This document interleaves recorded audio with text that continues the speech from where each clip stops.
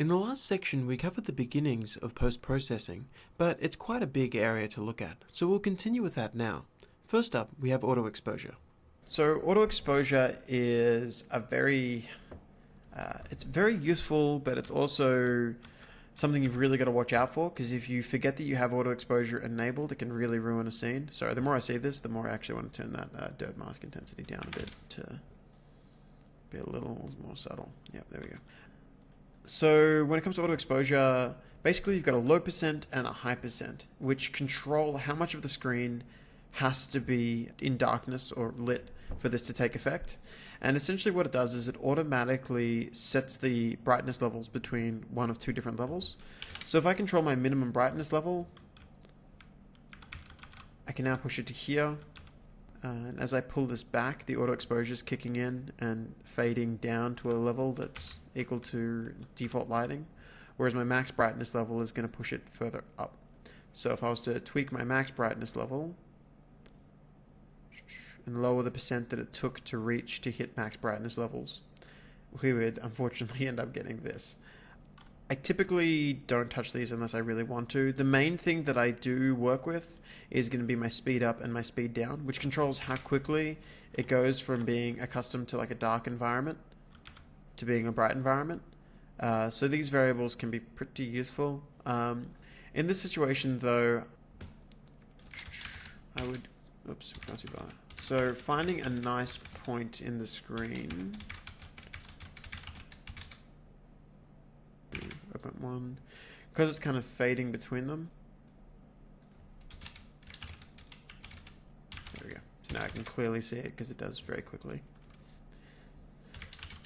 So finding a nice value for these, if it's dark, we want to set this to be the lowest percent with which you do it is going to be, say, 7%, and my minimum brightness is going to be, oops, 0.875. Oh, that looks alright. And max brightness, I mean, I could touch, but we're not really changing brightness too much. Auto exposure is one of those things that we're going to look more when we do an evening version of this map. So I'm going to leave those values where they are for the time being.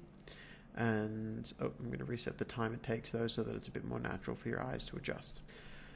Lens flares, again on the list of things that are kind of contentious. If I do lens flares and we kind of get some going on. So to get the lens flares working, I'm just going to click here and set an intensity value. I'm going to go with 5 for the minute.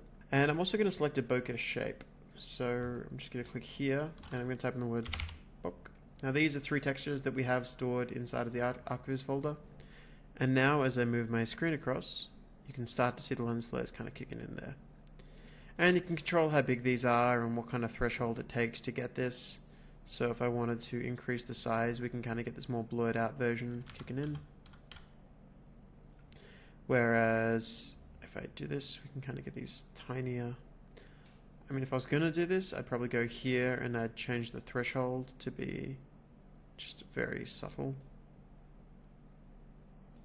And I'd turn my intensity right down. Now they kind of pop in. Now if you want to as well, you can control the color of each one as they go through. These are the default tints and they work reasonably well. But again, it's kind of a situational setup. So if you do want to tweak them, go for it. Now the next is what I would argue is one of the most important areas of what we've been doing. I'm going to go ambient occlusion and I'm going to show you how this works. The edges of 2 surfaces, and anytime they touch, it goes ahead and adds this darkness into them. So if I look here at this corner and I set ambient off, whereas as I crank it up, now it doesn't just do it on these corners here, it's also going to do it on the statue. So for instance, if I look here, 0, 1, you can see it's getting darker inside here and in around these curves and stuff. Now, turning the ambient occlusion up is a thing that people are immediately going to want to do, but finding the right balance for it is also really important to get your scene looking good. So in this situation, what I'm going to do is I'm going to first off set the radius to be in world space. If I go radius in world space and check it, the ambient occlusion extends up to 2 meters away in world space. So see, as I increase that, I'm controlling how far the ambient occlusion is willing to spread between surfaces. So I personally find kind of doing a tighter, more controlled AO at a lower intensity works reasonably nicely. That said, there are plenty of different ways to achieve this. So you could go through here and like up the power, which is going to result in this. So you can see it's at the inside of it, it's getting far stronger. That said, I personally prefer to kind of just work off the world radius, get it nice that way, and tweak the rest of it from there. So now that we've kind of got that looking all right for the initial pass, I might actually tweak that a little bit further. So quality, again, because we're ArcViz, let's just turn that up to 100, so that way we get a nice smoother transition. Before it was at 50. It's hard to see here, so I'm just going to turn the intensity up so you can really see it. 0 quality, 50 quality, 100 quality. So that's why I'm kind of pushing for a value that's around there. At the moment my radius is quite high, so I'm gonna drop to about 50. That way it's just kind of the edges of the room that are really getting highlighted, which I think looks alright. As I mentioned before, you can use the power to kind of control how strong this is. I'm gonna, instead of going for 2, I'm gonna push it up just a fraction so it's slightly darker inside of those areas. The other one that we can work with is bias. The bias is going to control where, like how it kind of creeps in and out of the corner. So as I increase it, you can see that the bias is kind of pulling back into the corner itself. So for this type of scene, I would typically use a bias of about 5. You can see this wall's now looking a lot nicer than what we had before. The MIP blend is basically, it controls how it actually blends into your light maps. So MIP blend, at the moment I've got it set to 0.6. If we wanted to crank it up a bit, we could, but I wouldn't go too far above where we are. I'm going to leave the rest of it all there, so that should be fine. Yeah, that looks nicer.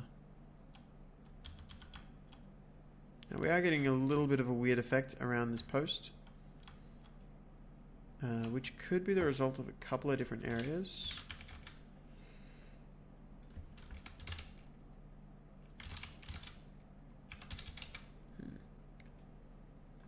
Yeah, okay. So the reason for that kicking in so strongly was it's kind of at a perfect in-between area where at exactly 50 units away, it's not really calculating it very well. I could push the thing up to about 60 instead of 50, and it looks a little bit better. Yeah, it's nicer. Now, the next is global illumination. So global illumination is very, very, very useful. This is one of those areas that a lot of the time people are doing their lighting and they're like, oh, why doesn't it look good? And I'm like, well, you haven't set up your GI contribution correctly. And they're like, I don't know what those words mean. So here's where we cover that. If I go to global illumination and I go indirect lighting intensity, if I turn it off, this will immediately give you an idea of what's happening. Basically, this controls the level of your bounce lighting in the scene. So all of your lights are directly casting light into the world, and then they're bouncing. And this is what we use to scale how much of an effect that bounce lighting has on the rest of the scene. By default, it's 1. But I almost kind of want to push it up a little bit to about 1.25. It's just a little bit nicer. By the way, I'm really regretting having dirt on the screen for this because we're trying to go for something that was super clean. So as we go, I'm just going to keep turning this dirt mask down and down. That's okay. Okay, AO, global illumination. Okay, and the other thing we can do with the global illumination is we can tweak the color, which is really good. It's very similar to the temperature, except this is only changing the temperature of the tint of the bounce lighting itself. So if we want the prime lighting to always look the same, but we want that bounce lighting to have that slightly more, sunnier feel in this area, for instance, we can kind of get this. And you could achieve something similar by doing only the midtones and shadows of the other area, but this is, I personally think it works a little bit nicer for some scenes. So getting that kind of like slightly orangey look, typically what I do is I get what I think looks good now, and then I dial it back because I know that in about 10 minutes time, I'm going to want to dial it back. So I'm going to get something that's just slightly yellower. So we get a slightly friendlier bounce light that kind of works with the temperature that we set up before. Yeah, that looks alright. Depth of field is one of those areas that, I mean, we can cover, but it's more of a cinema technique. If you're using depth of field and you're unfamiliar with it, essentially what you're doing is you're adding blur to areas that are beyond or before a certain region. If I was to turn this on, I could just set my scale to 1. Now at the moment this is what I'm seeing because my depth of field is set to render stuff that's really far away. But if I wanted to get my focal distance and tell it to focus on things that are at a specific point in the map, say something that is 2 meters in front of me, and then I set my scale to like 0. We now end up with like that blurring of anything that is beyond or before that region. Now, for something like this, it's not really the best use of depth of field. It is good when you're trying to mimic a real-world camera, or if you're doing a cinematic scene. So if I turn it on and off, you can kind of see it kicking in around the edges there. If you are doing a real-world scene or a cinematic scene, and you want to follow a specific actor, you can use that focal point as something that you're, following the entire time. It's something that I don't use too often in games, though, unless I really, really need to. Now, after depth of field, motion blur. I mean, this kind of goes without saying. It just adds blur to anything that's moving around. It's not something we would touch in an ArcViz demo, so I don't really have an easy way to demonstrate it. MISC is screen percentage. So this is one of those areas that it helps a lot in VR. You're not going to see a difference when you're in the editor, but when you are working with VR projects, you can basically super sample them by cranking up your screen percentage to like 150, at which point you'll get a far, far better image in VR. It is kind of useless for us to use right now, though, so I'm just not going to touch it. Screen space reflections are the reflections that we were seeing earlier. So if I do show reflections only, you can see that there are some reflections that are perfectly being calculated based on what I can see. And as those objects exit my screen, you can see that it's no longer calculating the reflection. So as I can see the block, it's essentially just working on a transform on the screen to kind of get that effect. And most of the time it looks really good, and your reflection actors kind of pick up the rest of it and nicely fade between them. In a demo like this, it's a good idea to push the quality up. So before it was at 50, but if I push it up to 100, we're just going to end up with slightly nicer reflections. The other thing you can set up is at what roughness level do screen reflections actually kick in. So for this kind of a thing, if I was to turn this up, I'm actually going to have to show you in a lit mode. So at the moment, if I look at this surface, and then I decrease the required point for screen reflections, you can kind of see it kicking in. So once this roughness goes beneath a level, yeah, about 0.7 looks good. Again, this is one of those things that's going to be really per map, so you're going to need to tweak it as you see fit.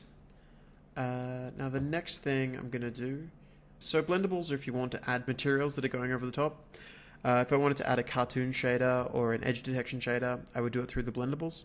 Other than that, though, we've kind of covered the brunt of it. I'm going to kind of look at my scene as a whole and retweak a bunch of things that we've tinkered with. The first and foremost I'm going to tinker with is going to be bloom. I'm going to up the threshold with which things start to bloom out.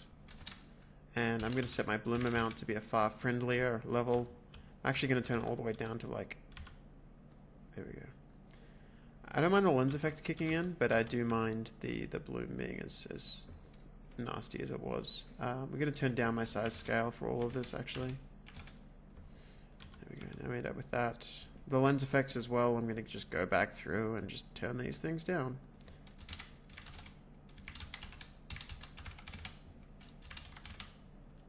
As I said, typically the first time you do something, you do way too much of it, and then you go back and just adjust. And now I've ended up with a scene that looks like this. I can still see some issues with what we've done, but for the most part it looks alright.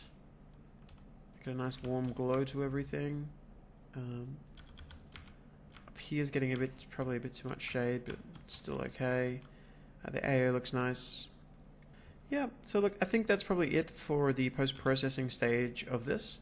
The next thing that I'm going to want to do is I'm going to go into Sequencer, and I'm going to start setting up a camera for when you hit play to kind of show off the world so people can see what you're doing and how you're doing it, etc., etc. In between now and then as well, I might also just do a couple of little minor tweaks to adjust the scene. The first and foremost I can see here is increasing the resolution of this floor, as this one's at 16, but these are at 32. So I feel like decreasing the res of the floor is going to give us slightly nicer shadows and match the environment just a little bit more. But otherwise, stick around, check out the next tutorial, and we'll start covering Sequencer.